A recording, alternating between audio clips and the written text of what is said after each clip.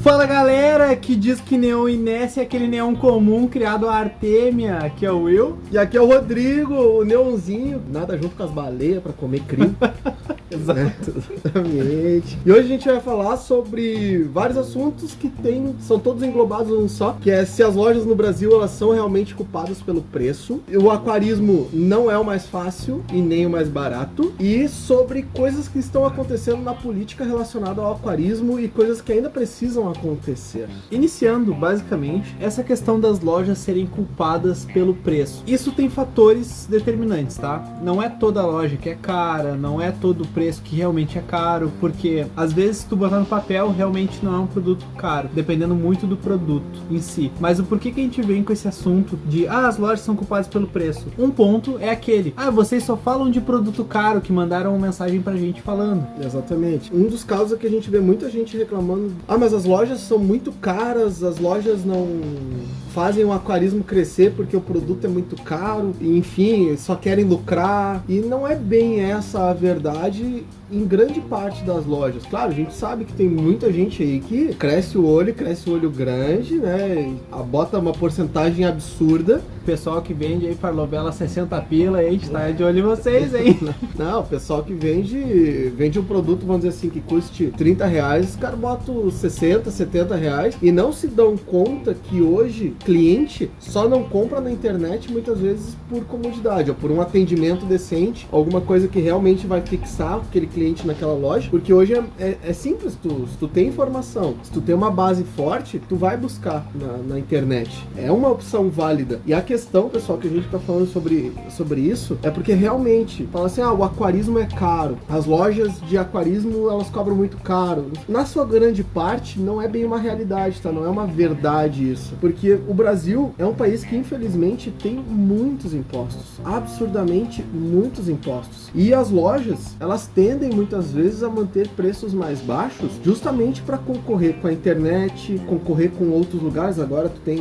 O que é muito difícil. AliExpress, né? Tu manda vir até de fora do país, eBay, enfim. O que é muito difícil, porque uma loja física tem que pagar funcionários, tem que pagar aluguel, despesa, luz, os peixes, manter os peixes vivos. Não é só simplesmente, às vezes, alguém que vai lá e compra com o CNPJ e que nem tem o produto em casa, mas anuncia os produtos, compra depois. Bota uma margem muito pequena, e aí quando o cliente compra aquele produto, aí ele compra daquela empresa para repassar. A gente não tá criticando quem compra dessa forma. Livre comércio. Livre comércio. A gente defende o livre comércio. A questão toda é que, muitas vezes, pessoal, se a diferença é pouca, compra na loja, porque a loja realmente ela vai te dar o apoio, a loja realmente vai ter uma variedade maior, e se terminar as lojas de aquarismo no Brasil, termina o aquarismo. Aí sim termina o aquarismo, porque tu não vai ter onde encontrar o peixe, onde encontrar o restante, enfim. Então, muitas vezes tu tem que dar um apoio. Tem lojas caras, tem lojas que vão meter a faca? Vão. É só saber diferenciar o que realmente é um preço abusivo de algo que seja justo.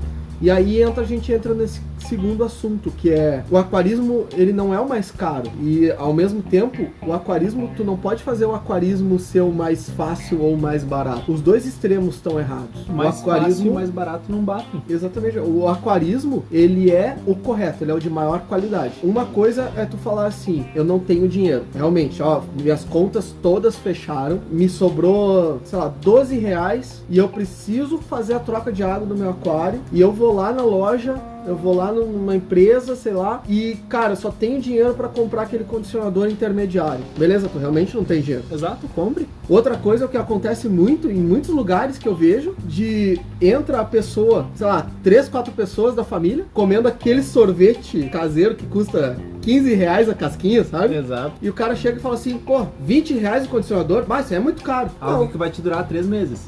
Não, dependendo da situação, dependendo do tamanho do aquário. Um ano, viu? Então, aí não é uma questão do produto ser caro, não. Tu achar que é caro, não necessariamente esse produto é caro. Quantas pessoas a gente vê aqui, Will, que chegam aqui e falam assim, mas isso aqui é muito caro, não vou comprar isso aqui. Tu tendo um produto de qualidade, exato. E aí tu olha o cara indo ali comprando um monte de besteira. Pelo amor de Deus, se tu faz esse tipo de coisa, não reclama que um pote de ração custa 22 reais, custa 25 reais, sei lá, sendo que tu tá gastando um monte de besteira aí, sendo que tu comprar lá uma pizza custa 60 reais hoje, uma média, Exato. Uma pizza boa, ok. Uma pizza boa, né? Tu sair de casa e ir no shopping, passear no shopping Já não gasta gasta. menos do que 50 reais. Exato. O estacionamento do shopping mata. custa mais do que o negócio. Pessoal, uma coisa importante, vocês sabem que desde o primeiro podcast até agora e até o final de nossos podcasts, a gente nunca vai afiliar o podcast à loja que a gente trabalha, tá? Isso é uma visão geral de tudo, é ampla, não é jabá puxando pro nosso. A gente não tá aqui pra vender, a gente nunca teve, tanto que a gente nunca anunciou nada pra vocês. A gente não vai falar a loja que a gente trabalha, a gente Claro, não... o pessoal sabe, a maioria do A pessoal maior escuta. parte do pessoal sabe, mas a gente não vai falar porque o nosso intuito é pra quem não nos conhece pessoalmente, a gente não tá aqui pra vender um produto pra vocês. Então assim, mas vocês estão fazendo merchandising pra alguém, vocês estão comprando pra alguém. Não temos patrocínio nenhum. Porque senão a gente te falaria, olha, a gente trabalha na loja tal, compra aqui com a gente tem os melhores preços, a gente te dá todo o suporte, e não é essa questão. A gente tá aqui pra passar informação, mas também pra fazer vocês olharem por um outro ângulo aí. Que não adianta só criticar muitas vezes a loja, só criticar alguma coisa, sendo que tu mesmo tá fazendo alguma coisa errada. E uma coisa que tem que se levar muito em consideração é que os preços do aquarismo hoje, realmente eles são mais elevados, porque são produtos importados. E tem muita taxa, tem muita taxa de importação. Tem produto, o Matrix, vou dar um exemplo do Matrix. O Matrix, para quem é no Rio Grande do Sul, o Matrix ele é taxado como material de construção, matéria-prima. Sim. Tá? E a matéria-prima tem uma taxa de importação absurdamente alta. O que é errado, né? O que é errado, e é um produto de aquarismo. Outra coisa, agora vamos entrar nessa parte de... Já que estamos falando de Taxação, imposto, que envolve política também. Sim. Nós não vamos falar de partido político, tá? Se tu veio aqui ouvir sobre política, não é essa a questão. É só o que envolve de aquarismo. O aquarismo também depende muito dessa parte burocrática do Brasil. Dessa parte todo o Brasil depende dessa porcaria, infelizmente. Mas tem coisas que estão melhorando no aquarismo. Sim. Tá? Tem coisas.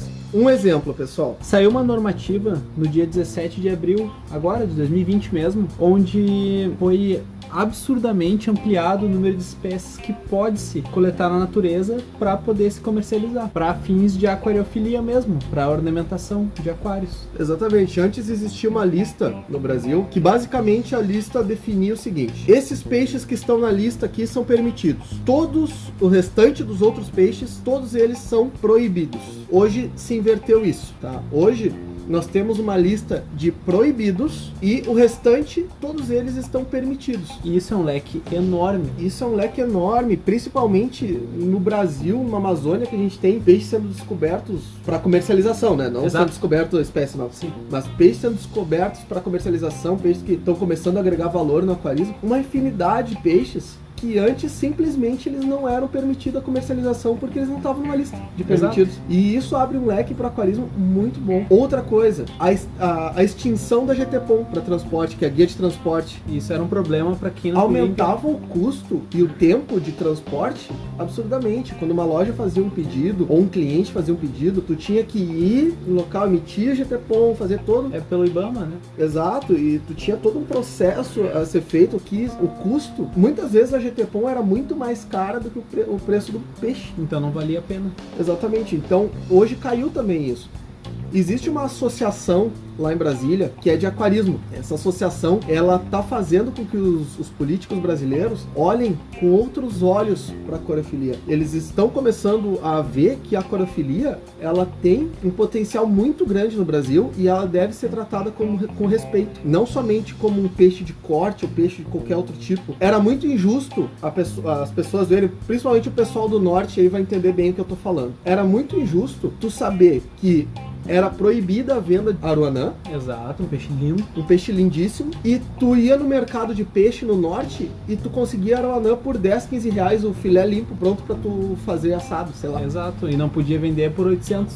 Exatamente. Peixe e aí muita gente caía na ilegalidade. Tinha muita gente no Brasil que pegava o aruanã, tirava do país clandestinamente e depois recomprava como se fosse importado, né, para revender, porque o importado podia e o nacional não podia. dia. O que não faz sentido. O que não faz sentido. Então, com isso, tu começa a baratear o preço do peixe, tu começa a poder comercializar espécies que antes não poderiam, tu começa a abrir um leque. Era revoltante tu entrar em listas de peixes de lojas europeias, ou quem tem a oportunidade, quem teve a oportunidade de visitar lojas de aquarismo nos Estados Unidos, na Europa, enfim, e tu chegar lá e tu ter apsistogramas, ter ciclídeos anões amazônicos que tu nunca nem pensou em ver na tua vida, e que foram retirados daqui e levados pra lá, e lá pode vender e aqui não pode. Que é ridículo. Exato. O cascudo zebra, que eu acho que é o cascudo mais cobiçado de todos eles, ele era importado, a venda no Brasil só podia ser do importado. Mas peraí, como é que ele era importado se ele foi retirado aqui do meio do país, entendeu? Então essas questões estão mudando muito. Por outro lado, ainda nós temos um déficit muito grande nos produtos, principalmente em medicamentos. Esse vai ser, acho que sempre um ponto muito fraco